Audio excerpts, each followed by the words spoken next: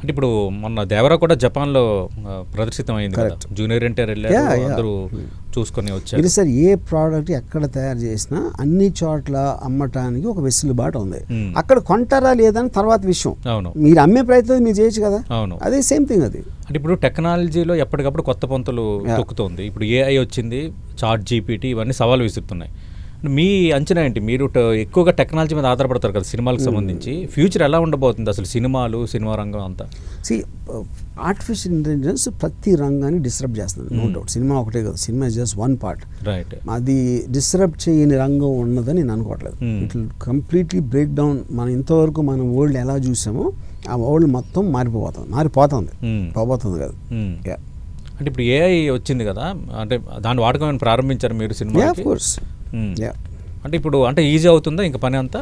అంతే కదా, ఈజీ అవుతుంది, ఫాస్ట్ అవుతుంది. ఇంకోటి మీరు ఎంతవరకు నమ్మిని అని తప్పు అని ప్రూవ్ చేస్తుంది.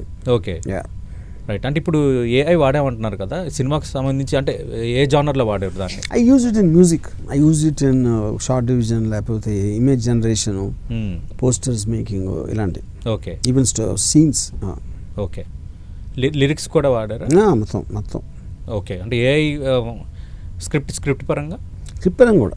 Okay, right. అంటే ఇంకా ఫ్యూచర్ సినిమా అనేది మొత్తం ఏఐ మీద ఆధారపడే వాతావరణం 100%, దాంట్లో డౌటే లేదు. ఆల్రెడీ వెస్ట్లో అంతా స్టార్ట్ అయింది. టోటల్ ఏఐ జనరేటెడ్ ఫిల్మ్స్ కూడా తీస్తున్నారు ఇప్పుడు. అంటే ఇప్పుడు ఏఐ వల్ల ఆల్రెడీ సాఫ్ట్వేర్, ఐటీలో ఇంకా ఉద్యోగాలు తగ్గిపోతున్నాయి.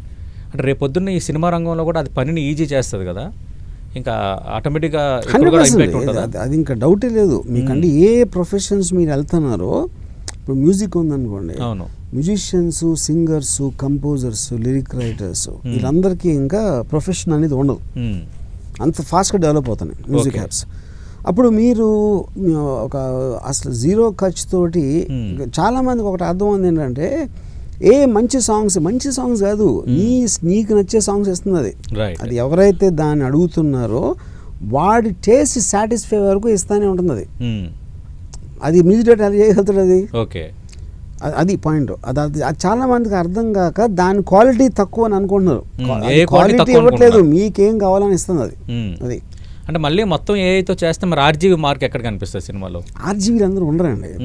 ఏ ఏంటంటే అందరినీ డెమోక్రటైజ్ చేస్తుంది. ఎప్పుడు ఎక్కువ కాదు, తక్కువ కాదు, అందరి దగ్గర ఈక్వల్ నాలెడ్జ్ ఉంటుంది, ఈక్వల్ అనలిటికల్ పవర్ ఉంటుంది. That is what a is doing. So uniqueness అనేది తీసేస్తుంది అది.